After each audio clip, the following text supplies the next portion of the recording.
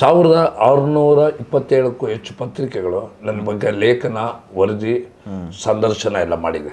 ಒಬ್ಬ ಬಹುಬೇಡಿಕೆಯ ಹಾಸ್ಯ ಕಲಾವಿದನಾಗಿ ವೃತ್ತಿ ಜೀವನದಲ್ಲಿ ಆ ದಿನಗಳು ಹೇಗಿತ್ತು ಅಂತ. ಇಂದಿನ ಕಾಲದ ಕಲಿತ ವಿದ್ಯಾವಂತ ನಾರಿ ಆಗಿದ್ದಳು ದೇಶದ ಪ್ರಗತಿಯ ದಾರಿ. ಆದರೆ ಈಗಿನ ಕಾಲದ ಕಲಿತ ವಿದ್ಯಾವಂತ ನಾರಿ ಲವ್ ಮಾಡಿ ಪರಾರಿ. ರಂಜಿತಾ ಸಿನಿಮಾ ನಿಮಗೆ ಟರ್ನಿಂಗ್ ಪಾಯಿಂಟ್ ಆಯಿತು. ಅದಾದ ಮೇಲಿನ ಸಿನಿ ಜರ್ನಿ ಆಮೇಲೆ ಅವರೇ ರಶ್ಮಿ ತೆಗೆದ್ರು. ಮಕ್ಕಳಿಗೆ ದಯವಿಟ್ಟು ನೀವು ಓದಿ ಅಂತ ಹೇಳ್ಬೇಡಿ, ಬರೀರಿ ಅಂತ ಹೇಳ್ಬೇಡಿ, ಮತ್ತೇನು ಮಾಡಬೇಕು ಅಂತ ಕೇಳ್ತೀರಿ. ನೀವು ಪಕ್ಕದಲ್ಲಿ ಕೂತ್ಕೊಂಡು ಬರೀರಿ, ಮಗು ಬರೆಯುತ್ತೆ.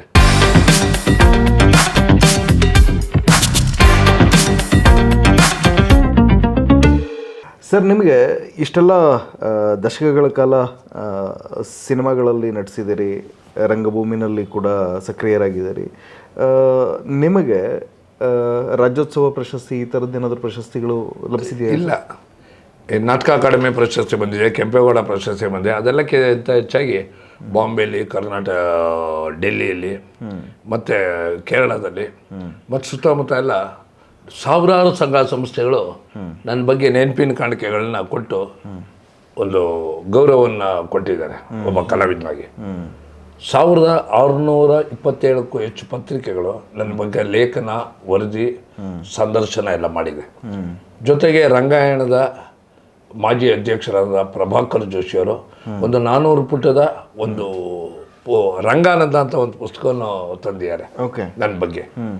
ಜೊತೆಗೆ ಭಾಳ ವಿಶೇಷ ಅಂತಂದರೆ ನಾನು ಒಂದು 31 ನಾಟಕ ನಾನು ಬರೆದಿರೋದು ಪ್ರಿಂಟ್ ಆಗಿದೆ. ಈಗ ಮೊನ್ನೆ ರವೀಂದ್ರ ಕಲಾಕ್ಷೇತ್ರದಲ್ಲಿ ಆಶಾವಾದಿ ಭಾರತ ರತ್ನ ಡಾಕ್ಟರ್ BR ಅಂಬೇಡ್ಕರ್ ಅಂತೇಳಿ ಬರೆದೆ. ಇದರಲ್ಲೂ ಸಹ ನಾನು ಜನರಿರುವಲ್ಲಿಗೆ ಹೋಗಿ ಹೋಗ್ತೀನಿ. ಅದಕ್ಕೊಂದು ಉದಾಹರಣೆ ಹೇಳ್ತೀನಿ. ಜನರಿರುವಲ್ಲಿಗೆ ಯಾಕೆ ಹೋಗ್ತಿಲ್ಲ, ವಿಶ್ವ ನಗು ದಿನ ಬರುತ್ತೆ, ವರ್ಷಕ್ಕೊಂದು ಸಾರಿ ಬರುತ್ತೆ. ಆ ನಗುವಿನ ದಿನ ನಾನೇನು ಮಾಡ್ತೀನಿ, ನಮ್ಮ ಗೋಪಾಲಕೃಷ್ಣ ನಾಯ್ರಿಯವರಿದ್ದರು, ರಾಷ್ಟ್ರೀಯ ನಾಟಕ ಶಾಲೆಯ ಹಿರಿಯ ಪದವೀಧರರು, ಮಹಾಲಿಂಗು ಇದ್ದರು, ನಾನು, ನಮ್ಮ ಇನ್ನೊಬ್ಬರು ಕೋಟೆ ನಾಗಭೂಷಣ್, ನಾವೆಲ್ಲ ಒಂದು ಕಾರ್ ಮಾಡಿಕೊಂಡು ಹಳ್ಳಿಗೆ ಹೋಗ್ತಿದ್ವು. ಅಂದರೆ ದುಡ್ಡಿಲ್ಲ, ನಮ್ಮ ದುಡ್ಡು. ಜನರು ಇರೋ ಜಾಗಕ್ಕೆ ಹೋಗ್ಬಿಟ್ಟು, ಅಣ್ಣ ನಮಸ್ಕಾರ ಕಣ್ಣ, ಎಲ್ಲೋಯ್ತಾ ಇದ್ದೀಯ ಅಣ್ಣ, ಎತ್ತೊಡ್ಕೊಂಡು ಹೊಂಟ್ಬಿಟ್ಟಿದ್ಯಾ ನೀನು ಅಣ್ಣ, ಇವತ್ತು ವಿಶ್ವ ನಗುಂತೀನ ಅಣ್ಣ, ಏನಾಗಬೇಕೀಗ ನಾನು ನಗಬೇಕು ಹೋಗೋಣ, ಹೆಂಗೆ ನಗೋದು ಹೆಂಗೆ ನಾವು ಅಣ್ಣ, ಗೇಯ್ತಾ ಇರ್ತೀಯ ಅಣ್ಣ 3 ಹೊತ್ತು, ಸ್ವಲ್ಪ ನೆಗಾಡ್ಬೇಕಣ್ಣ, ಹೆಂಗೆ ನೆಗೋದು ನೋಡೋಣ, ಇಲ್ಲಿ ಹೇಳ್ತೀನಿ ನೋಡೋಣ, ಇಲ್ಲಿ ನನ್ನ ಮಾತು ಕೇಳೋಣ, ಮನಕತ್ತಿಯಲ್ಲಣ್ಣ, ರಾತ್ರಿ ಮನಕಬೇಕಾದ್ರೆ ನಗಬೇಕು, ಬೆಳಗ್ಗೆ ಎದ್ದೆ ಹೇಳ್ತೀವಲ್ಲ ಅವಾಗ ನಗು ಖಾತ್ರಿ, ಮುಂಜಾನೆ ಅರ್ಲಿ ಮಾರ್ನಿಂಗ್ ಎದ್ದೇಳ್ತೀಯಲ್ಲ ಅವಾಗ ಸಂತಾನ ಸಿಗುತ್ತೆ, ಬೇಗ ಎದ್ದೇಳ್ತಾ ಇದ್ರೆ ನಗು ಖಾತ್ರಿ, ಇದನ್ನೆಲ್ಲ ನೀವು ಮಾಡ್ಕೋಬೇಕು ನೀನು ಅಂತೇಳಿ ಅವ್ನಿಗೊಂದು 2 ಜೋಕ್ ಹೇಳೋದು. ಅವನು ಹೋ ಅಂತೇಳೋನು ಒಂದು ಜೋಕು. ಅವನಿಗೆ ಅಲ್ಲಿ ಹೆಂಗಸರನ್ನೆಲ್ಲ ಸೇರೋರು, ಅಕ್ಕ ಅವ್ವ ಬವ ಇಲ್ಲಿ ಅಣ್ಣ, ಬಣ್ಣ ಇಲ್ಲಿ ಬೊಪ್ಪ ಇಲ್ಲಿ ಒಂದು ಜೋಕ್ ಹೇಳ್ತೀನಿ ಕೇಳು ಅಂತ ಹೇಳ್ತೀವಿ. ಈಗ ಅವ್ನು ನಿಂತ್ಕೊಳ್ತಿದ್ದೆ, ನಮ್ಮವರೆಲ್ಲ ನೋಡಿ, ಈ ಕಡೆ ಅಪ್ಪ ಇದ್ದ, ಈ ಕಡೆ ಮಗ ಇದ್ದ. ಮಗ ಏನು ಒಂದು ಸಿಗರೇಟ್ ಆದಮೇಲೆ ಒಂದು ಸಿಗರೇಟ್ ಸೇರ್ತಾನೆ ಇದ್ದಾನೆ, ಅಪ್ಪ ನೋಡ್ತಾನೆ ಇದ್ದಾನೆ. ಸ್ವಾಮಿ, ಮಗ ಸೇರ್ತಾನೆ ಇದ್ದಾನೆ, ಅಪ್ಪ ನೋಡ್ತಾನೆ ಇದ್ದಾನೆ. ಅಪ್ಪನ ಸ್ನೇಹಿತ ನಾನು ಬಂದೆ, ಏನೇ ಆಯ್ತು ಅನ್ಯಾಯ, ನಿನ್ನ ಮಗ ನಿನ್ನ ಎದುರುಗಡೆ ಸಿಗರೇಟ್ ಸೇರ್ತಾ ಇದ್ದಾನಲ್ಲ, ಹೋಗಿ ಕೇಳಬಾರ್ದನೇ ಅಂದೆ. ಅದು ಅಪ್ಪ ಹೇಳ್ದ, ಕೇಳ್ದೆ ಕಣೆ, ಒಂದು ಸಿಗರೇಟು ಕೊಡಲಿಲ್ಲ. ಅವ್ರು ನಗೋರು. ಅವಾಗ ಹೇಳ್ತಾಯಿದ್ದೆ, ನಗೋದು ಭೋಗ, ನಗಿಸೋದು ಯೋಗ, ನಗದಿದ್ದರೆ ಬರುವುದು ರೋಗ, ನಗಿಸಿ ನಗಲು ಬಾನಿ ಬೇಗ, ಹಗಲು ರಾತ್ರಿ ಕೆಲಸವೇ ಎಲ್ಲ, ನಗಲು ನಮಗೆ ಸಮಯವೇ ಇಲ್ಲ, ಬಾಳಲ್ಲಿ ಇರುವುದು ಟೆನ್ಷನ್, ನಗುವೇ ಅದಕ್ಕೆ ಮೆಡಿಸಿನ್, ಈ ಥರ ಎಲ್ಲ ಹೇಳೋದು. ಆಮೇಲೆ ಇನ್ನೊಂದು ಊರಿಗೆ ಹೋಗ್ತೀವಿ, ಅಲ್ಲೊಂದು 4 ಜನ ಸೇರಿಸೋದು, ಅಲ್ಲೊಂದು ಜೋಕ್ ಹೇಳೋದು. ಅಲ್ಲೊಂದು ಜೋಕ್ ಹೆಂಗೆ ಹೇಳೋದು ಅಂತ ಹೇಳಿದ್ರೆ, ಅಕ್ಕ ಬಕ್ಕ ಇಲ್ಲೇ ಅದು ಕರೆಯೋದು. ಅವರು ಹಳ್ಳಿಯಲ್ಲಿ ಸ್ವಲ್ಪ ನಾಚಿಕೆ ಸ್ವಭಾವದವ್ರು ಇಲ್ಲಿ ಇರ್ತಾರೆ, ಇಲ್ಲಿ ಪಟ್ಟಣದಲ್ಲಿ ಬಿಡಿ ಹೆಂಗಂದ್ರೆ ಓಡಾಡ್ತಾರೆ. ಅವ್ರನ್ನೆಲ್ಲ ಒಂದು ಕಡೆ ಸೇರಿಸ್ಕೊಳ್ಳೋದು. ಇವತ್ತು ವಿಶ್ವ ನಗುವಿನ ದಿನ ನೋಡಿ, ನಾವು ಇವರೆಲ್ಲ ಬಂದಿದ್ವಿ, ಒಬ್ಬರು ಒಂದೊಂದು ಮಾತು, ನಾನು ಚೂರು ನಗ್ಸೋಣ ಬಂದಿನಿ, ನೆಗ್ನಾಡ್ಬೇಕು, ನೀವು ಸ್ವಲ್ಪ ಕೇಳ್ಕೊಳ್ಳಿ ಅಂತ ಹೇಳ್ಬಿಟ್ಟು, ನೋಡವ ಹೆಣ್ಮಕ್ಳಿಗೆ ವಿದ್ಯೆ ಬೇಕೇ ಬೇಕೋ, ಏನು ಹೇಳ್ತೀರಿ ನೀವು? ಅಯ್ಯೋ ಬುಡಿ, ಬುಡಿಯಲ್ಲ, ವಿದ್ಯೆ ಕಲಿಬೇಕು ಕಣವ ನೀವು. ಇಂದಿರಾ ಗಾಂಧಿ ನೋಡಿ ಎಷ್ಟು ಬೋದು ದೇಶದ ಪ್ರಧಾನಿ ಆಗಿಲ್ವಾ? ಕಿತ್ತೂರು ರಾಣಿ ಚೆನ್ನಮ್ಮ ಹುಲಿ ಮೇಲೆ ಹೋರಾಟ ಮಾಡಲಿಲ್ವಾ? ಹುಲಿ ಮೇಲೆ ಹೋರಾಟ ಮಾಡಿದ್ರು, ಇತಿಹಾಸದಲ್ಲಿದೆ. ಮೈಸೂರಲ್ಲಿ ಅಂತ ಟಿಪ್ಪು ಸುಲ್ತಾನ್ ಅಂತ ಹೇಳ್ತಾರೆ. ಹಾಗೆ ಕಿತ್ತೂರು ರಾಣಿ ಚೆನ್ನಮ್ಮ ಹುಲಿ ಮೇಲೆ ಹೋರಾಟ ಮಾಡಿದ್ದನ್ನ ಮಲ್ಲಸರ್ಜಾ ದೊರೆ ನೋಡಿ ನಕ್ಕಾಗ ಅವರಿಬ್ಬರು ಒಂದಾಗೋದು. ಇವೆಲ್ಲ ಇತಿಹಾಸದಲ್ಲಿದೆ. ಓದಬೇಕು, ಓದೋದ್ರ ಮೇಲೆ ಜ್ಞಾನಾರ್ಜನೆನ ಹೆಚ್ಚಿಸ್ಕೋಬೇಕು. ಅವಾಗ ಅಲ್ಲಿ ಹೇಳ್ತಿದ್ದೆ, ಅವಾಗ ಕೇಳ್ಕೊಳ್ಳಿ, 2 ನಿಮಿಷ ಅಂತ ಹೇಳ್ತೀರಿ. ಇಂದಿನ ಕಾಲದ ಕಲಿತ ವಿದ್ಯಾವಂತ ನಾರಿ ಆಗಿದ್ದಳು ದೇಶದ ಪ್ರಗತಿಗೆ ದಾರಿ. ಒಡೆಯವ ಒಂದು ಚಪ್ಪಾಳೆ, ಕುಟ್ಟವ ಕೈ ಹಂಗೆ ಕುಟ್ಟಿದ್ರ. ಈಗ ಕೇಳ್ಕೊಳ್ಳಿ, ಇಂದಿನ ಕಾಲದ ಕಲಿತ ವಿದ್ಯಾವಂತ ನಾರಿ ಆಗಿದ್ದಳು ದೇಶದ ಪ್ರಗತಿಗೆ ದಾರಿ. ಆದರೆ ಈಗಿನ ಕಾಲದ ಕಲಿತ ವಿದ್ಯಾವಂತ ನಾರಿ ಲವ್ ಮಾಡಿ ಪರಾರಿ. ಅಪ್ಪ ಅಮ್ಮ ಹುಡುಕಕ್ಕೆ ತಯಾರಿ, ಪೊಲೀಸ್ ಸ್ಟೇಷನ್ ಕಂಪ್ಲೇಂಟ್ಗಳೇ ಅಂದರೆ ಓದ್ನದವರು 300 ಕೊಟ್ಟಾಗ್ತಿದ್ವು. ಯಾಕೆ ಅಂತಂದರೆ ನಾವು ಸಂಘ ಸಂಸ್ಥೆಯನ್ನು ನಂಬ್ಕೊಂಡಲ್ಲ. ಯಾವುದೇ ಬಂದರೂ ನಾವು ಜನರನ್ನು ಅವಲಂಬಿಸ್ಕೊಂಡು ಜನರಿರುವಲ್ಲಿಗೆ ಹೋಗಿ. 1000 ಕಾಲೇಜಲ್ಲಿ ನಾಟಕ ಮಾಡಿದ್ದೀನಿ, 1-2 ಸಾವಿರ ಹೈಸ್ಕೂಲ್ಗಳಲ್ಲಿ ಮಾಡೀನಿ, ರಿಸರ್ವ್ ಬ್ಯಾಂಕ್ ಆಫ್ ಇಂಡಿಯಾದಲ್ಲೂ ಮಾಡೀನಿ, ಕೆನರಾ ಬ್ಯಾಂಕಲ್ಲೂ ಮಾಡೀನಿ. ಅಂದರೆ GPO Bengaluru general post office, ಅಲ್ಲೆಲ್ಲ AG's ಆಫೀಸು, ಎಲ್ಲ ಕಡೆ ನಾಟಕವನ್ನು ಮಾಡಿಸ್ತಿದ್ರು ಮಧ್ಯಾಹ್ನದ ಸಮಯ. ಈಗ ಯಾರು ಮಾಡಿಸೋದೇ ಇಲ್ಲ. ಮಾಡಿಸ್ಬೇಕು, ನಾನು ಕೇಳ್ಕೊಳ್ತೀನಿ. ದಯಮಾಡಿ ನನಗೆ ಅಂತಲ್ಲ, ಹಿರಿ ಕಲಾವಿದ ಅಂತಲ್ಲ, ನಾಟಕದವರು ನಿಮ್ಮನ್ನು ನೀವು ಕಡಿತಗಳ ಮಧ್ಯೆ ಸಿಗಾಕೊಂಬಿಟ್ಟಿರ್ತೀರಿ. ನೋವು, ಟೆನ್ಷನ್ ಇರುತ್ತೆ. ಆ ಸಮಯದಲ್ಲಿ ಸ್ವಲ್ಪ ನಗೋದ್ರೆ ಏನಾಗುತ್ತೆ, ನಿಮ್ಮ ಮನಸ್ಸು ಹಗುರಾಗುತ್ತೆ, ಕೆಲಸ ಮಾಡೋದಕ್ಕೆ ಸುಲಭವಾಗುತ್ತೆ. ಅವಾಗ ಮಾಡಿಸ್ತಾ ಇದ್ರಿ, ಈಗ ಯಾರು ಮಾಡ್ತಾರೆ? ಈಗ ಮೊಬೈಲಲ್ಲೇ ಎಲ್ಲ ನೋಡ್ಕೋತಾರೆ. ಈಗ ಏನಾಗೋಗಿದೆ ಅಂತಂದರೆ, ಮೊಬೈಲ್ ಬಂದಿರೋದ್ರಿಂದ ಮಹಿಳೆಯರಾಗಲಿ, ಗಂಡಸರಾಗಲಿ, ಹೆಂಗಸರಾಗಲಿ, ಮಕ್ಕಳಾಗಲಿ, ಯಾರೇ ಆಗಲಿ ಮೊಬೈಲ್ ನೋಡ್ತಾ ಇರ್ತಾರೆ, ಆ ಕಡೆ TV ನೋಡ್ತಾ ಇರ್ತಾರೆ, ಕೂತ್ಕೊಂಡೇ ಇರ್ತಾರೆ, ಬೇರೆ ಕಡೆ ಗಮನ ಕೊಡಲ್ಲ. ಈಗ ಕೂತಿರೋದ್ರಿಂದ ಏನಾಗಿದೆ, BP ಶುಗರ್ ಬಂದಿದೆ. ಕೂತ್ಕೊಳ್ಳೋದು ಜಾಸ್ತಿ ಆಗೋದ್ರಿಂದ ಏನಾಗುತ್ತೆ, ಮುಂದೊಂದು ದಿನ ಪೈಲ್ಸ್ ಬರುತ್ತೆ ಅಲ್ವಾ? ಆವಾಗ ಔಷಧಿ ತಗೊಳ್ಳಬೇಕು. ಅದ್ರ ಬದಲು ನಗ್ನಾಡ್ಕೊಂಡು ಓಡಾಡ್ಕೊಂಡು ಕೆಲಸ ಕಾರ್ಯ ಮಾಡ್ತಾ ಬೇರೆ ಬೇರೆ ವಿಚಾರದಲ್ಲೂ ತೊಡಗಿಸ್ಕೊಳ್ತಿದ್ರೆ, ನಮ್ಮಂಥ ಕಲಾವಿದರನ್ನು ಬೀದಿ ನಾಟಕ ಮಾಡೋರನ್ನ ನಿಮ್ಮ ಕೆಲಸ ಒತ್ತಡದಲ್ಲಿ ಮಧ್ಯಾಹ್ನ ಊಟದ ಸಮಯದಲ್ಲಿ 1/4 ಗಂಟೆ ನಮ್ಮಂಥ ಕಲಾವಿದರಿಗೆ ಅವಕಾಶ ಕೊಡಿ. ಅವ್ರಿಗೊಂಚೂರು ನೀವೇನೋ ಕಲೆಕ್ಷನ್ ಮಾಡಿ ದುಡ್ಡು ಕೊಡ್ತೀರಿ, ಅವ್ರ ಜೀವನಕ್ಕಾಯ್ತು, ನಿಮಗೆ ನಗು ಸಿಗ್ತಲ್ಲ. ನಮಗೆ ಬೇಕು ನಗೆ 100 ಬಗೆ. ನಗುವನ್ನು ಉಳಿಸಿ, ದ್ವೇಷವನ್ನು ಅಳಿಸಿ, ನಕ್ಕರೆ ಸ್ವರ್ಗವೆಂಬ ಮಂತ್ರವನ್ನು ಜಪಿಸೋಣ. ನಗುವಿಗೆ ಹಗೆ ಇಲ್ಲ, ನಗುವಿಗೆ ಹೊಗೆ ಇಲ್ಲ, ನಗುವಿಗೆ ಯಾವುದೇ ಭಾಷೆಯೂ ಇಲ್ಲ. ನೀವು ನಗುತ್ತಾ ನಾವು ನಗುತ್ತಾ ಕೂಡಿ ಬಾಳೋಣ. ಅದ್ರ ಮಧ್ಯೆ ಹಿರಿ ಕಲಾವಿದರಿಗೂ ಬೇರೆ ಬೇರೆ ಹಾಸ್ಯದಲ್ಲಿ ತೊಡಗಿಸ್ಕೊಂಡವ್ರಿಗೆ ಕರೆದು ಅವಕಾಶವನ್ನು ಕೊಡಿ. ಏನು ಹೇಳ್ತೀನಿ ನೀವು? ಅದು ನಿಜ. ನೋಡಿ, ಈಗ ಹೇಗಾಗುತ್ತೆ ಅಂತಂದರೆ, ನಮಗೆ ಕುಡಿಯೋ ಅಭ್ಯಾಸ ಇಲ್ಲ. ಡ್ರಿಂಕ್ಸ್ ಕುಡಿತೀನಿ, ನೀರು ಜ್ಯೂಸು ಕುಡಿತೀನಿ, ಕುಡ್ತಾ ಕುಡಿಯಲ್ಲ. ಅದಕ್ಕೆ ಒಂದು ಜೋಕೆ ಹೇಳ್ಬಿಡ್ತೀನಿ, ಹೇಳ್ತೀನಿ, ಕೇಳೋರ್ಗೂ ಖುಷಿ ಆಗಬೇಕಲ್ಲ. ನಾಟಕದಲ್ಲಿ ನಾನು ಬರ್ದೇನೆ, ಕುಡ್ಕ ಅಂತಾರೆ. ನಾನೀಗ ಯಾರೋ ಕುಡ್ಕ, ನಾ ಕುಡ್ಕನ 4-5 ಜನ ಪಿಯೋಟೋ ಸಾರಾಯಿ ಭಕ್ತ ಒಬ್ಬೊಬ್ಬರ ನಂತರ ಕೂಗ್ತಾರೆ. ಅವಾಗ ಇವನು ಕುಡ್ಕ ಅಂತ ಒಟ್ಟಿಗೆ ಕೂಗ್ತಾರೆ. ನಾ ಕುಡಿಯೋದು ಬಿಟ್ಬಿಟ್ಟು ಎಷ್ಟು ದಿನ ಆಯಿತೋ ನನಗೆ ಗೊತ್ತಿಲ್ಲ. ಅದನ್ನು ತಿಳ್ಕೊಬೇಕು, ದಿನ ಕುಡಿತೀನಿ, ಜ್ಞಾಪಕಕ್ಕೆ ಗೊತ್ತಿಲ್ಲ. ನನ್ನನ್ನೇ ಕುಡ್ಕ ಅಂತೀಯ ಅಂತ ಹೇಳೋ ವಿಚಾರ ಈ ಥರದಲ್ಲಿ. ಇದಕ್ಕೆ ಲಿಂಕ್ ಇದೆ ಸಿನಿಮಾಕ್ಕೆ. ಈಗೇನಾಯಿತು, ಒಮ್ಮೆ ನಮ್ಮ ರಕ್ಷಿತಾ ಅವರಪ್ಪ ಗೌರಿಶಂಕರ್ ಪ್ರಸಿದ್ಧ ಛಾಯಾಗ್ರಾಹಕರು, ಅವರು ನನಗೆ ಆತ್ಮೀಯರಾಗ್ಬಿಟ್ರು. ಕೆಂಡದ ಮಳೆ ಅಂತೇಳಿ ಮೈಸೂರು ಮಹದೇವಪುರದಲ್ಲಿ ಶೂಟಿಂಗ್ಗೆ ಕಮೆಂಟ್ಸ್ ಆದಾಗ ಬಿರಾದಾರರು ನಾವು ಅಲ್ಲೇ ಫ್ರೆಂಡ್ಸ್ ಆಗ್ಬಿಟ್ಟು, ಯಾರು ಪರಿಚಯ ಮಾಡ್ಕೊಟ್ಟಿದ್ದಲ್ಲ. ಬಿರಾದಾರ ಇದ್ದಾರಲ್ಲ, ಇಲ್ಲಿಗೆ ಯಾವಾಗಲೂ ಬರ್ತಾ ಇರ್ತಾರೆ ನಮ್ಮ ಕಚೇರಿಗೆ. ಅವರು ನಾವು ಅಲ್ಲೇ ಪರಿಚಯ ಆದವು. ಆ ಸಮಯದಲ್ಲಿ ಏನಾಯಿತು, ಅವ್ರ ಪರಿಚಯ ಆದಾಗ ಅವರು ಆಟ ಬೊಂಬಾಟ ಅಂತ ಒಂದು ಸಿನಿಮಾ ಮಾಡ್ತಾಯಿದ್ರು 80ರ ದಶಕದಲ್ಲಿ ಕಂಠೀರವ ಸ್ಟುಡಿಯೋದಲ್ಲಿ. ಅವ್ರು ಹೇಳಿದ್ರು, ರಮಣ ನೀವು ಬನ್ನಿ, ನಿಮ್ಗೆ ಒಂದು ಒಳ್ಳೆ ಪಾತ್ರ ಕೊಡ್ತೀನಿ ಅಂದರು. ನಾನು ವಿಶ್ವೇಶ್ವರಪುರಮಲ್ಲಿ ಇದ್ದಾಗ ಅವ್ರ ಮನೆಗೆ ಹೋಗ್ತಾ ಇದ್ದೆ, ಕಾಫಿ ಕುಡಿತಿದ್ದೆ ಅವ್ರ ಮನೇಲಿ ಹೋಗಿ.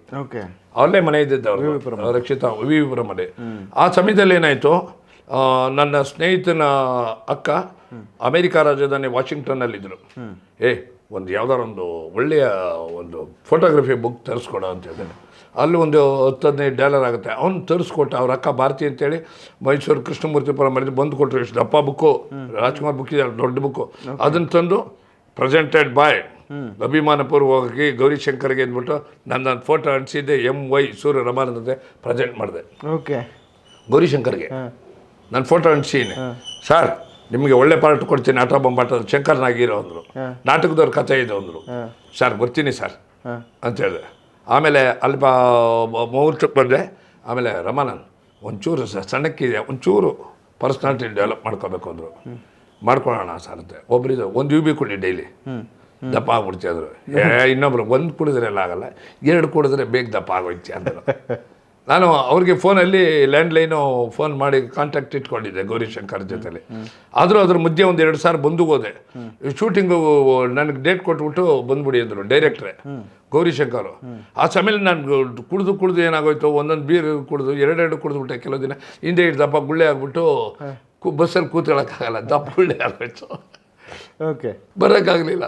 ನಾನು ಫೋನ್ ಮಾಡಿದೆ, ಸರ್ ಹಂಗಾತ್ನಾಗ ಮಲಗಬೇಕು ಸರ್, ಮಲಗೋಕ್ಕೂ ಆಗಲ್ಲ, ಗುಳ್ಳೆ ಎದ್ಬಿಡ್ತದೆ, ಎಲ್ಲ ಕುಡೀರಿ ಇದ್ದರು. ಹಿಂದೆ ಗುಳ್ಳೆ ಎದ್ಬಿಟ್ಟಿದೆ, ಬರೋಕ್ಕಾಗಲ್ಲ, ಫಸ್ಟ್ ಶೆಡ್ಯೂಲ್ ಆಗಲಿ ಸೆಕೆಂಡ್ ಶೆಡ್ಯೂಲಲ್ಲಿ ಬನ್ನಿ ಅಂದರು. ಸರಿ ಅಂದ್ಬಿಟ್ಟು ಬಿಟ್ಬಿಟ್ಟೆ. ಆಮೇಲೆ ಬಂದೆ, ಕಂಠೀರವ ಫೋನ್ ಮಾಡಿ ಕಂಠೀರವ ಸ್ಟುಡಿಯೋ ಬಂದೆ. ನಾಟಕ ಸೆಟ್ ಹಾಕಿದ್ರು ಬಿರಾದಾರರು, ಸುಧೀರ್ ಅವರು, ರಮೇಶ್ ಅರವಿಂದ್ ಅವರು. ಈಗ ಪಕ್ಕದ ಫ್ಲೋರಲ್ಲಿ ರಜನಿಕಾಂತ್, ನಾಗಾರ್ಜುನ ಮತ್ತು ರವಿಚಂದ್ರನ್ ಇವರೆಲ್ಲ ಶಾಂತಿ ಕ್ರಾಂತಿ ಶೂಟಿಂಗು. ಈ ಕಡೆ ಆಟ ಬೊಂಬಾಟ ನಡೀತಾ ಇದೆ. ಜೋರಾದ ಮಳೆ ಬಂದ್ಬಿಡ್ತು. ನಾನು ನನ್ನ ಫ್ರೆಂಡ್ ಇದ್ದು. ಮಳೆ ಅಂದರೆ ನಾವು ಎಲ್ಲೂ ನೋಡೇ ಇರಲಿಲ್ಲ. ಅದು ರಂಗಮಂದಿರದ ಸೆಟ್ಟು ಕಂಠೀರವ ಸ್ಟುಡಿಯೋದಲ್ಲಿ ಜೋರಾಗಿ ಮಳೆ ಬರ್ತಾ ಇದೆ. ನಾನು ಗೌರಿಶಂಕರ್ಗೆ ಹೋಗಿ, ಸರ್ ಇಲ್ಲಿ ಬರ್ತಾ ಒಂದು ಅರ್ಧ ಗಂಟೆ ಒಂದು ನಾಟಕ ಮಾಡ್ಬೋದಲ್ಲ ಸರ್ ಇಲ್ಲಿ? ಶಂಕರ್ನಾಗ ಹೋಗಿ ಕೇಳಿ ಅಂದ್ರೆ, ಅವರು ನಾಟಕ ಪ್ರಿಯರಲ್ವಾ ಸರ್ ಅಂದೆ. ಏನು ಅಂದರು, ಸರ್ ಒಂದು ನಾಟಕ ಮಾಡ್ಬೋದಲ್ಲ ಸರ್ ಇಲ್ಲಿ ಅಂತ ಇದೆ. ಡಿಂಗ್ರಿ ನಾಗರಾಜು, ಮೈಸೂರು ಲೋಕೇಶು, ತುಂಬ ಜನ ಇದ್ದರು, ಕನ್ನಡ ಮಂದೀಪ್ ರಾಯ್ ಎಲ್ಲ ಇದ್ದರು. ಅವರು ಹೌದಾ ಮಾಡ್ತೀರಾ?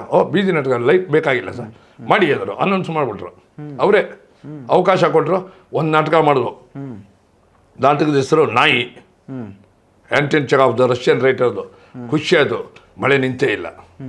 ತಿರ್ಗಾ ಶಂಕರ್ನಾಗ ಹತ್ತದೆ, ಸರ್ ಮಳೆ ನಿಂತೆ, ಇನ್ನೊಂದು ನಾಟಕ ಅಂದ್ಬಿಡೋಣ ಸರ್, ಮಾಡ್ತೀರಾ ಅಂದರು. ಮಾಡ್ತೀವಿ. ನಾಟಕದ ಹೆಸರು ನಾನಿನ್ನೂ ಸತ್ತಿಲ್ಲ ಅಂದ್ಕೊಂಡು ನಾಟಕ ಮಾಡಿದ್ವು. ಖುಷಿಯಾಗೋದ್ರು. ಆ ಸಮಯದಲ್ಲಿ ನಾಟಕ ನೋಡಿದರು ಯಾರು, ನಮ್ಮ ರಮೇಶ್ ಅರವಿಂದ್ ಇದ್ದರು. ಓಕೆ, ನಾಟಕ ನೋಡ್ತಿದ್ದಾಗ ಮೈಸೂರಿನಲ್ಲಿ ಕೆಂಪು ಗುಲಾಬಿ ಶೂಟಿಂಗ್ ನಡೆಯಬೇಕಾದ್ರೆ ವಿಜಯ್ ರೆಡ್ಡಿ ಅವ್ರಿಗೆ ಪರಿಚಯ ಮಾಡಿಕೊಟ್ಟು ನನಗೆ ಅದರಲ್ಲಿ ಒಂದೇ ಒಂದು ಡೈಲಾಗ್ ಅವಕಾಶ ಸಿಗೋದು. ನನಗೆ ಪರಿಚಯ ಮಾಡಿಕೊಟ್ರು. ಈ ಹುಡುಗ ತುಂಬ ಚೆನ್ನಾಗಿ ನಾಟಕ ಒಳ್ಳೆ ಕಲಾವಿದರು ಇವ್ರು ನಾಟಕ ನೋಡಿ ಏನೋ ಒಂದು ಅವಕಾಶ ಕೊಡಿ ಅಂತೇಳಿ ಡೈರೆಕ್ಟ್ರಿಗೆ ಪರಿಚಯ ಮಾಡಿಕೊಟ್ಟಿದ್ರು. ರಮೇಶ್ ಅರವಿಂದ್ ಈ ಸೆಟ್ಟಲ್ಲಿ ಇದ್ದರು, ಆ ಕಾರಣಕ್ಕೆ ರೆಫರ್ ಮಾಡಿ. ಆ ಟೈಮಲ್ಲಿ ಮೈಸೂರು ಲಲಿತ ಮಹಲಲ್ಲಿ ಅಲ್ಲಿ ಒಂದು ಡೈಲಾಗ್ ಫಸ್ಟ್ ಹೇಳಿದೆ. ಆಮೇಲೆ ಹೊನ್ನವಳ್ಳಿ ಕೃಷ್ಣ ನಮ್ಮ ಪಣಿ ರಾಮಚಂದ್ರ ಅವ್ರನ್ನ ಪರಿಚಯ ಮಾಡಿಕೊಟ್ರು. ಆಮೇಲೆ ಬೇರೆ ಬೇರೆ ಸಿನಿಮಾ ಹಂತವಾಗಿ ಬಂತು. ಆ ಸಮಯದಲ್ಲಿ ಒಂದು ಪ್ರಮುಖವಾದ ದೊಡ್ಡ ಪಾತ್ರ ಬೇಕಲ್ಲ, ಒಂದು ಟರ್ನಿಂಗ್ ಪಾಯಿಂಟ್ ಅನ್ನೋದು ಬೇಕು. ಟರ್ನಿಂಗ್ ಪಾಯಿಂಟ್ ಬೇಕಲ್ಲ. ಯಾವ ಸರ್ ಟರ್ನಿಂಗ್ ಪಾಯಿಂಟ್ ಏನಾಯಿತು ಅಂದರೆ, ಈ ಕೆ ವಿ ಜಯರಾಮ್ ಅವರು ಶೂಟಿಂಗ್ ಮಾಡ್ತಾಯಿದ್ರು. ಅಶೋಕ್ ಬಾದರ್ ದಿನ್ನಿ ಅವರು ಇವ್ರನ್ನೆಲ್ಲ ಹಾಕ್ಕೊಂಡು ಕುಮಾರ್ ಬಂಗಾರಪ್ಪ ಹೀರೋ. ಬಂಗಾರಪ್ಪ ಅವ್ರದ್ದು ಸಿನಿಮಾ ಶರಬೇಗದನ ಅಶ್ವಮೇಧನ ಇರಬೇಕು. ಅದು ಅಲ್ಲಿ ಒಂದು ನಾಟಕವನ್ನು ಮಾಡೋಣ ಅಂತ ನಾನು ನನ್ನ ಫ್ರೆಂಡು ನಾಟಕವನ್ನು ಮಾಡಿದ್ವು. ಭಾಳ ಖುಷಿಪಟ್ಟರು ಎಲ್ಲ. ಅಶೋಕ್ ಬಾದರ್ ದಿನ್ನಿನೇ ಇದ್ದರು.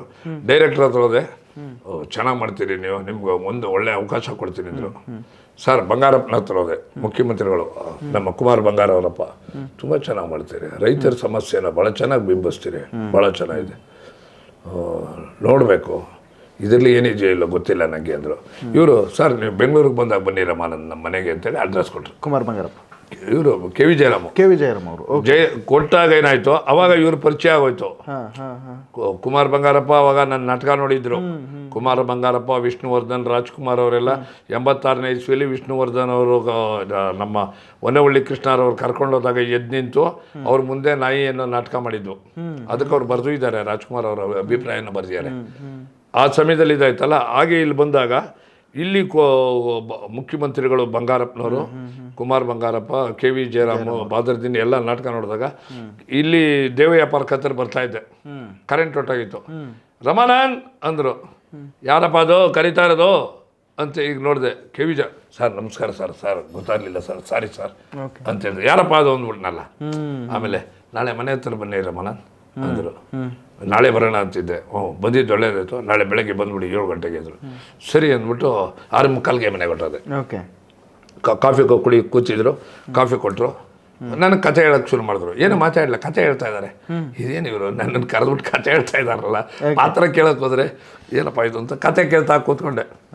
ಕೂತೆ, ಹೇಗಿದೆ ಕತೆ? ತುಂಬ ಚೆನ್ನಾಗಿದೆ ಸರ್, ಅದ್ಭುತವಾಗಿದೆ, ಸೂಪರ್, ಸಿನಿಮಾಕ್ಕೂ ಭಾಳ ಚೆನ್ನಾಗಿರುತ್ತೆ, ಚೆನ್ನಾಗಿ ಹೋಗುತ್ತೆ ಸರ್ ಇದು ಅಂತ. ಹೌದಾ, ಸರಿ. ಆಮೇಲೆ ತಿಂಡಿ ತಿನ್ನಿ ಇದ್ರು. ತಿಂಡಿ ತಿಂದೆ ಅವ್ರ ಜೊತೆಲೆ 1-1.5 ಗಂಟೆ ಟೈಮ್. ಕತೆ ನನಗೆ ಹೇಳಿರಲ್ಲ. ತಿಂಡಿ ಗಿಂಡಿ ತಿಂದೆ. ಆಯಿತು, ಹೋಗೋದು, ಕಾಫಿ ಕುಡೀರಿ ಇನ್ನೊಂದು ಅರ್ಧ. ಕತೆ ಗೀತೆ ಎಲ್ಲ ಆಯಿತು. ಸರ್ ನಿಮಗೆ ಪಾತ್ರ ಇದೆ ಅಂತ ಹೇಳಿದ್ರು. ಸರಿ ಸರ್ ನಾನು ಬರ್ತೀನಿ ಅಂತ ಹೋಗೋಕೋದೆ. ರಮಾನಂದ್ ಬನ್ನಿ ಇಲ್ಲಿ, ನಮ್ಮ ಮನೆಯವ್ರು ಬರ್ತಾರೆ, ಒಂದು ನಿಮಿಷ ಮಾತಾಡ್ಕೊಂಡು ಹೋಗಿ ಅಂದರು. ಓಕೆ. ಮೀನಾಕ್ಷಿ ಜಯರಾಮ ಇವ್ರು ನನ್ನ ಹತ್ರ ಎಲ್ಲ ಕತೆ, ಇವರು ನನ್ನ ಹತ್ರ ಒಂದು ಪಾರ್ಟ್ ಕೊಡ್ತೀನಿ, ಇವ್ರ ಹತ್ರ ಏನು ಮಾತು ನಾನು ಈಗಿದ್ದೆ. ಸರಿ ಹೋದೆ, ಸರಿ ಕೂತೆ. ಅವ್ರು ಬಂದರು, ರಾಮಾನಂದ ಅಂದ್ಬಿಟ್ಟು ಒಂದು ಕವರಲ್ಲಿ ಒಂದು ಚೆಕ್ ಕೊಟ್ಟರು. ಚೆಕ್ ಇತ್ತು ಒಳಗಡೆ. ಓಕೆ. ಅಡ್ವಾನ್ಸ್ 4,004 ರೂಪಾಯಿ ಇತ್ತು. ಓಕೆ. 92 ಇಸ್ವಿ. ಈಗ ತೆಗಿಲಿಲ್ಲ. ಈಗ ಕೊಟ್ಟರು. ಸರಿಮ್ಮ ಇದು ಗೌರವಧನ ಅಂದರು. ಏನಿದು ನನಗೆ ಅರ್ಥನೇ ಆಗ್ತಾ ಇಲ್ವಲ್ಲ ಅಂಥೇಳಿ ಆವಾಗ ರೂಮಿಗೆ ಬಂದೆ. ನನ್ನ ರೂಮ್ನ ಅಳತೆ ಎಷ್ಟಿತ್ತು? 2.5 ಅಡಿ ಆಗಲ್ಲ, 13 ಅಡಿ ಉದ್ದ. ಅದು 12.5 13 ಇಷ್ಟೇ ಆಗಲ್ಲ ನನ್ನ ರೂಮ್ ಇದ್ದಿದ್ದು. ಉದ್ದ ಇತ್ತು. ಇಲ್ಲಿ ಬ್ಯಾಂಕ್ ಜನ ಬಂದರೆ ಸಿಗಾಕೊಂಡ್ಬಿಡ್ತೀನಲ್ಲಪ್ಪ ನಾನು. ಸಾಯಿ ಪ್ರಕಾಶ್ ಅವರು ಇವ್ರ ರೂಮ್ಗೆ ಹೋಗೋ ಜಾಗಪ್ಪ, ಕೆ.ವಿ. ಜಯರಾಮು ಅಲ್ಲೇ ನಿಂತ್ಕೊಳ್ಳೋರು. ಒಳಗೆ ಬಂದರು, ಹೊರಗಡೆ ಹೋಗೋಕ್ಕೆ ಇನ್ನೊಬ್ಬ ನುಗ್ಗಕ್ಕಾಗ್ತಿಲ್ಲ, ಅಷ್ಟು ಚಿಕ್ಕ ರೂಮು. 150 ರೂಪಾಯಿ ರೂಮ್ ಬಾಡಿಗೆ ಹೇಳಿದ್ರು ಮಂಜುನಾಥ್ ನಗರದಲ್ಲಿ. ಏನು ಮಾಡ್ತೀರಿ ಅಂದರು ಓನರು. ಸರ್ ಕಲಾವಿದ ಸರ್. ಕಲಾವಿದ ಅಂದರೆ ಈಗ ನಾಟಕದಲ್ಲಿ ಮಾಡ್ತೀವಿ, ಈಗ ಸಿನಿಮಾದಲ್ಲೂ ಪಾರ್ಟ್ ಕೊಡ್ತಿದ್ದಾರೆ. ಹೌದಾ, ಆಗ 100 ರೂಪಾಯಿ ಬಾಡಿಗೆ ಕೊಡಿ ಅಂದರು. ನನ್ನ ರೂಮಲ್ಲಿ ಅನೇಕ ಸಿನಿಮಾ ನಿರ್ದೇಶಕರು, ಶತದಿನೋತ್ಸವ ಓಡಿಸಿರೋಂಥ ನಿರ್ದೇಶಕರು ಅವರು ನನ್ನ ಜೊತೆಯಲ್ಲಿ ನನ್ನ ರೂಮಲ್ಲಿ ಇದ್ದರು. ನಿರ್ಮಾಪಕರು ಆ ರೂಮಲ್ಲಿ ಮಲಗೋರು. ಓಕೆ. ಅಲ್ಲಿ ನಮ್ಮ ಮಂಜುನಾಥ್ ನಗರದಲ್ಲಿ ಆ ಚಿಕ್ಕ ರೂಮಲ್ಲಿ 2.5 ಅಡಿ 12.5 13 ಅಡಿ ಇದ್ರಿ. ಅಲ್ಲೇ ಸ್ನಾನ ಮಾಡ್ಕೊತಿದ್ದೆ ನಾನು. ಪಕ್ಕದ ಮನೆಯವ್ರ ಪರಿಚಯ ಜಯರಾಮಂದು ಕಂಡಕ್ಟರ್ ಆಗಿದ್ರು. ಅವ್ರ ಮನೆಯವ್ರ ಪರಿಚಯ ಆದರು. ಅವ್ರ ಮನೆಯವ್ರ ಬೆಳಗ್ಗೆ ಎದ್ದೇಳ್ತಿದ್ದಾಗೆ ಕಾಫಿ ಕೊಟ್ಬಿಡೋರು. ಸೀರಿಯಲಲ್ಲಿ ಮಾಡ್ತಾ ಇದ್ದೆ. ಮನೆಯವ್ರ ಥರ ನೋಡ್ಕೊಂಡು ಆ ಕಡೆ ಪಕ್ಕದ ಮನೆಯವ್ರು ಶಿವಮೂರ್ತಿ ಅಂತೇಳಿ ಅವರು ಈಗ ಹೋದ್ರೆ ಮಧ್ಯಾಹ್ನಕ್ಕೆ ಇಲ್ಲೇ ಊಟಕ್ಕೆ ಬರಬೇಕು, ಎಲ್ಲೂ ಹೋಗಬೇಡಿ ನೀವು ಅಂದ್ಬಿಡೋರು. ಅಯ್ಯಯ್ಯ ಇದೇನು ಅಂದರೆ ಕಲಾವಿದರಿಗೆ ಗೌರವ ಕೊಡೋದು. ಅವ್ರ ತಂಡದಲ್ಲಿ ನಾಟಕ ಮಾಡೋದು, ಅಷ್ಟಾವಂಕ ಅಂತ ನಾಟಕ, ಅದರಲ್ಲೊಂದು ಪಾತ್ರ. ಕೊನೆಯಲ್ಲಿ ಬಂದು ರಾತ್ರಿ 11:30 12 ಗಂಟೆ ಯಾರ್ಯಾರನ್ನ ಭೇಟಿ ಮಾಡಬೇಕಲ್ಲ. ಈ ಕಡೆ ಸಿನಿಮಾದಲ್ಲಿ ಅವಕಾಶಗಳು ನೋಡಿ ಸ್ವಾಮಿ ನಾವು ಇರೋದೇ ಹೀಗೆ. ಶಂಕರ್ನಾಗ್ ಅವರು ಭಾಳ ದೊಡ್ಡ ಹೆಸರು ಮಾಡಿದ್ರು. ಆ ಕಥೆ ಇದನ್ನೆಲ್ಲ ಮಾಡಿದ್ರು T.N. ನರಸಿಂಹ. ನನಗೆ ಹಳೆ ಪರಿಚಯ ಅವರು, ಮೈಸೂರಿನವರು. ನಂದು 4ನೇ ಕ್ರಾಸಲ್ಲಿ ಇದ್ದರು ಮನೆ, ಅವ್ರದ್ದು 3ನೇ ಕ್ರಾಸಲ್ಲಿ ಮನೆ ಇತ್ತು. ಅವರು ನನಗೆ ಗುರೂರು ಕಥಾಲೋಕ ಅಂತ ಅವಾಗ ಸ್ವಾತಿ ಅನ್ನೋ ಹೀರೋಯಿನ್ನು, ನಾನು ಕ್ಷಯರೋಗದ ಇವನು ಒಬ್ಬ ಪಾತ್ರಧಾರಿ. ಪತ್ರಿಕೆಯಲ್ಲೆಲ್ಲ ಒಳ್ಳೆ ವಿಮರ್ಶೆ ಬಂತು. ನಿಜವಾಗ ಕ್ಷಯರೋಗಿನೇ ತೊಗೊಂಡು ಬಂದ್ಬಿಟ್ಟಿರೋನು ಅನ್ನೋ ಥರ ವಿಮರ್ಶೆ ಎಲ್ಲ ಬಂತು ಪತ್ರಿಕೆಯಲ್ಲಿ. ಆವಾಗ ನನಗೆ ಈಗ ಸಿನಿಮಾ ಬರ್ತಾಯಿತ್ತು, ಅವಕಾಶಗಳು ಜಾಸ್ತಿ ಆಗ್ತಾ ಬಂತು. ಸಾಯಿ ಪ್ರಕಾಶ್ ಅವರು ಟರ್ನಿಂಗ್ ಪಾಯಿಂಟ್ ಸಿಕ್ಕಿದ ಸಿನಿಮಾ ರಂಜಿತಾ. ರಂಜಿತಾ ಅದ್ರಲ್ಲಿ ದೊಡ್ಡ ಪಾತ್ರ ಕೊಟ್ಬಿಟ್ರಲ್ಲ ಜಯರಾಮ್ ಅವರು. ಶ್ರುತಿ ಅವರ ಮಾವ ಅಭಿಜಿತ್ ನನ್ನ ಮಗ. ನನಗೆ 3 ಮಕ್ಕಳು ತಂದೆ ನಾನು. ಇಡೀ ಸಿನಿಮಾದಲ್ಲಿ 3/4 ಸಿನಿಮಾ ಆದಮೇಲೆ ತೀರೋಗ್ತೀನಿ. ಆಮೇಲೆ ಇದೇ ಶತದಿನೋತ್ಸವ ಆಚರಿಸಿದಾಗ ಬೆಂಗಳೂರಿನ ಟೌನ್ನಲ್ಲಿ 100ನೇ ದಿನಕ್ಕೆ ಶತದಿನೋತ್ಸವ ಸಮಾರಂಭ ಮಾಡಿದಾಗ ಅಂಬರೀಷು A.S. ಮೂರ್ತಿ ಬೀದಿ ನಾಟಕ ಜೋರು ಮಾಡೋರು, ಅವರು ನಿರೂಪಣೆ ಮಾಡ್ತಿದ್ರು. ಅಂಬರೀಷ್ ಅವರು ನನಗೆ ಬಹುಮಾನವನ್ನು ಕೊಟ್ಟರು. ಬಹುಮಾನ ಕೊಟ್ಟು ಅಂತ ಮಗ ಮೈಸೂರಲ್ಲಿ ಬಂದ್ಬಿಡ್ತೀವಿ ಅಂತ ಹೇಳಿದ್ರು ಅಂಬರೀಷ್. ಅವ್ರಿಗೆ ಎಲ್ರಿಗೂ ಹೇಳಿದ್ರು ನಮ್ಮ ಮೈಸೂರಿನವರು ಚೆನ್ನಾಗಿ ಮಾಡ್ತಾನೆ ಇವನು ಅಂತ. ಓಕೆ. ಸೊ ರಂಜಿತಾ ಸಿನಿಮಾ ನಿಮಗೆ ಟರ್ನಿಂಗ್ ಪಾಯಿಂಟ್ ಆಯಿತು.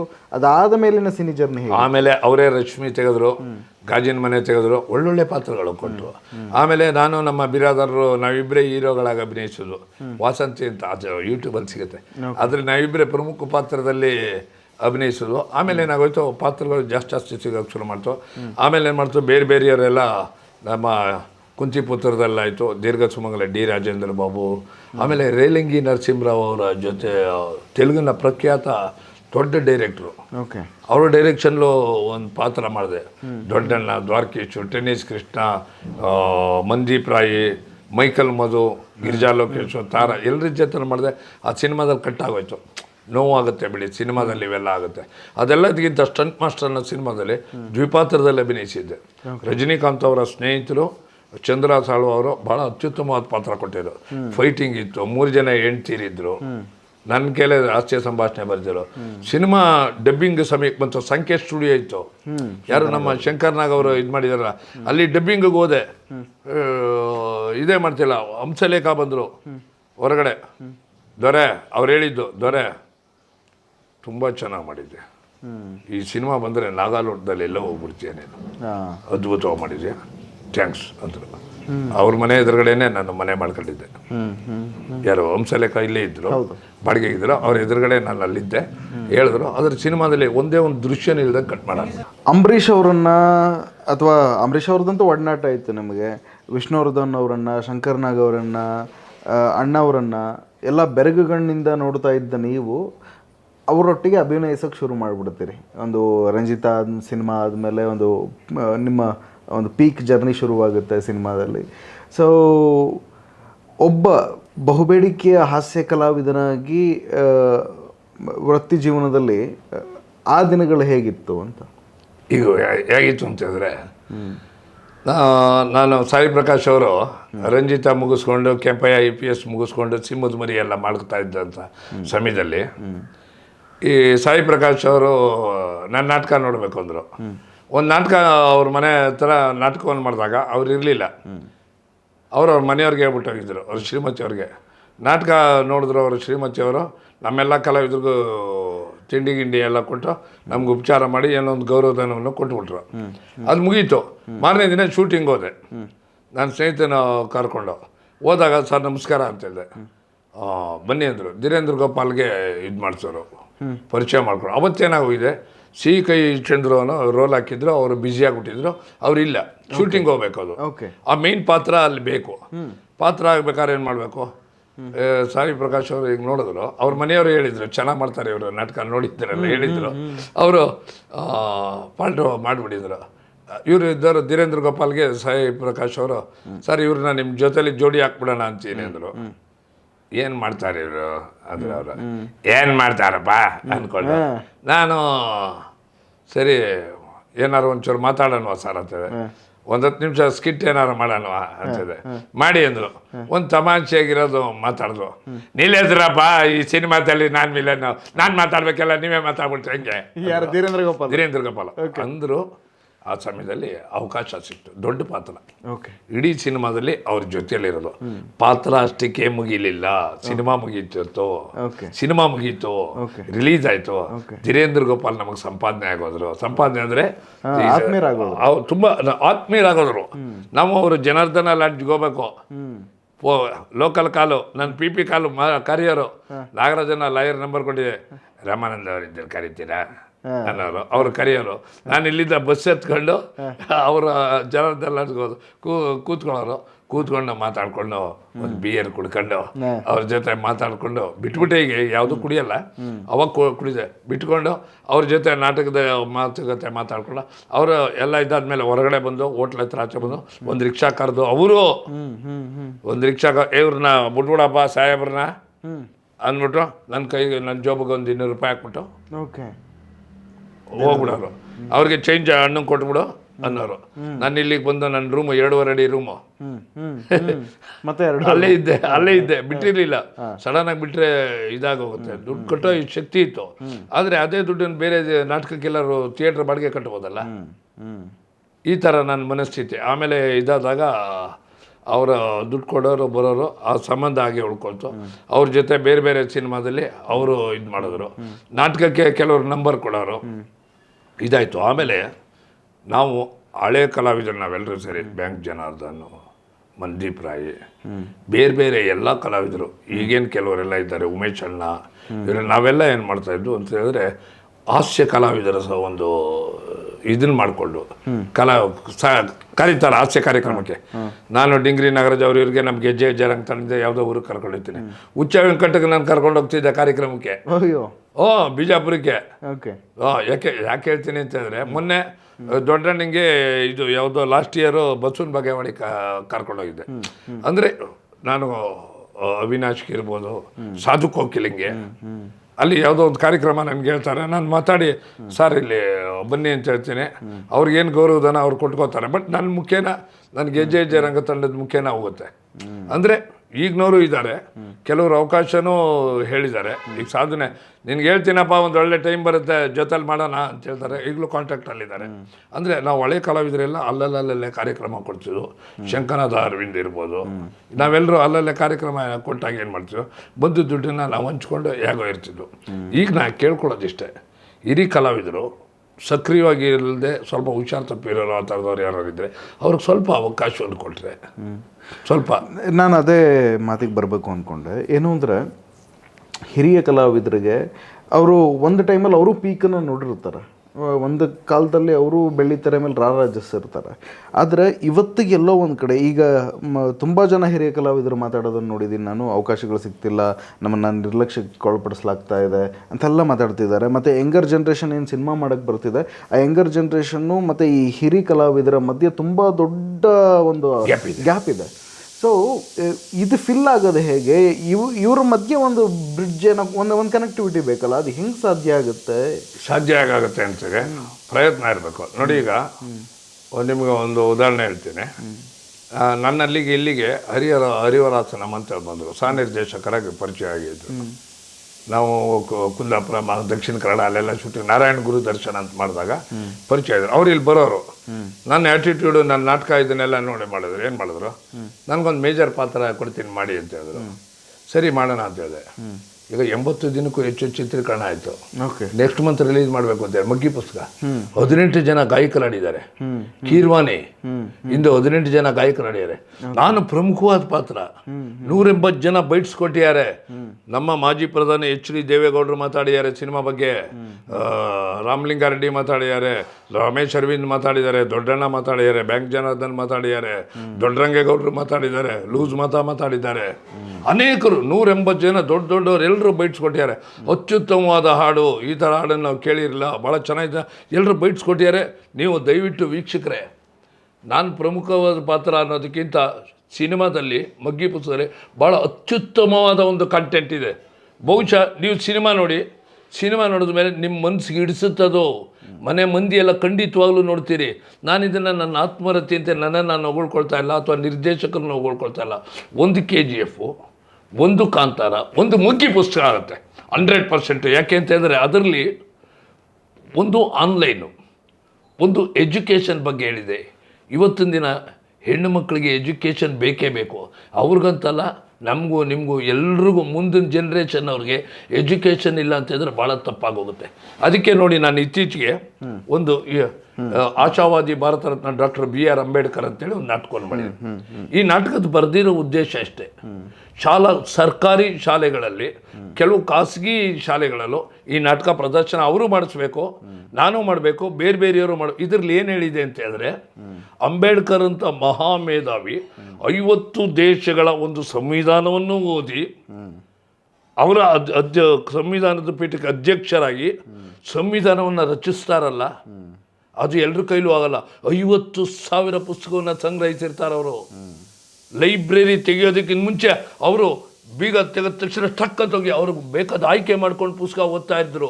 ಈಗ ಮೊಬೈಲ್ ನೋಡ್ತಾರೆ, ಹೊಸ ಫ್ಯಾಷನ್ ಯಾವ್ದು ಬಂದಿದೆ ಅಂತ, ಅದನ್ನು ತೊಗೊಳಕ್ಕೆ ಹೋಗ್ತಾರೆ. ಒಂದು ಮೊಬೈಲ್, ಒಬ್ಬೊಬ್ರದ್ದು 8-10 ಮೊಬೈಲ್ ಇದೆ. ದುಡ್ಡಿರೋರು ಜಮಾನ ಮಾಡ್ತಾರೆ. ಒಬ್ರಿಗೊಂದು ಮೊಬೈಲ್ ತೊಗೊಳಕ್ಕೆ ಕಾಸಿರಲ್ಲ. ಅದು ಮಗ್ಗಿ ಪುಸ್ತಕದಲ್ಲಿದೆ. ಆನ್ಲೈನ್ಲಿ ಯಾಕೆ ಅನುಕೂಲಕ್ಕಿರೋದು, ಅದು ಅನಾನುಕೂಲಕ್ಕಲ್ಲ. ಅನಾನುಕೂಲ ಬಂದರೆ ನಿಮಾನ್ಸ್ಗೆ ಹೋಗಿ ಮೊಬೈಲಿಂದ ಬುದ್ಧಿ ಮಾಂದ್ಯ ಆಗಿರೋರು ತುಂಬ ಜನ ಸಿಗ್ತಾರೆ. ಆಮೇಲೆ ಇಲ್ಲಿ ಅಂಬೇಡ್ಕರ್ ಒಂದು ಮಾತು ಹೇಳ್ತಾರೆ. ಏನು ಹೇಳ್ತಾರೆ ಅಂತಂದರೆ, ಅಂಬೇಡ್ಕರೇ ಒಂದು ಪಾತ್ರಧಾರಿಯಾಗಿ ಬರ್ತಾರೆ ನನ್ನ ನಾಟಕದಲ್ಲಿ. ಅವ್ರು ಹೇಳ್ತಾರೆ, ನಾನು 2 ರೂಪಾಯಿಯನ್ನು ಸಂಪಾದನೆ ಮಾಡಿದ್ರೆ 1 ರೂಪಾಯಿಯನ್ನು ನನ್ನ ಆಹಾರಕ್ಕಾಗಿ ಉಪಯೋಗಿಸ್ಕೊಳ್ತೀನಿ, 1 ರೂಪಾಯಿಯನ್ನು ಒಳ್ಳೊಳ್ಳೆಯ ಪುಸ್ತಕಗಳನ್ನ ಆಯ್ಕೆ ಮಾಡ್ಕೊಂಡು ಓದೋದ್ರ ಮುಖೇನ ನನ್ನ ಜ್ಞಾನವನ್ನು ಹೆಚ್ಚಿಸ್ಕೊಳ್ತೀನಿ ಅಂತ ಹೇಳ್ತಾರೆ. ಅಂದರೆ ಅದಕ್ಕೆ ಒಂದು ಗೀತೆಯನ್ನು ಬರೆದಿನಿ.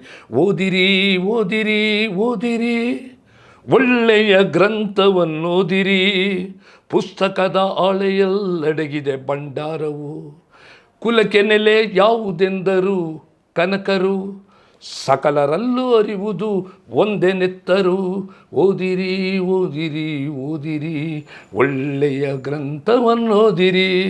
ಅವಾಗೇನಾಗುತ್ತೆ, ಜಾತಿ, ಆ ಜಾತಿ ಈ ಜಾತಿ ಬಿಟ್ಟಾಕಿ ಗಾಳಿಗೆ ತೂರು ಎಲ್ಲ. ಯಾಕೆ ಓದಿರೋನು ಎಲ್ಲ ಗೊತ್ತಾಗುತ್ತೆ ಅವನಿಗೆ.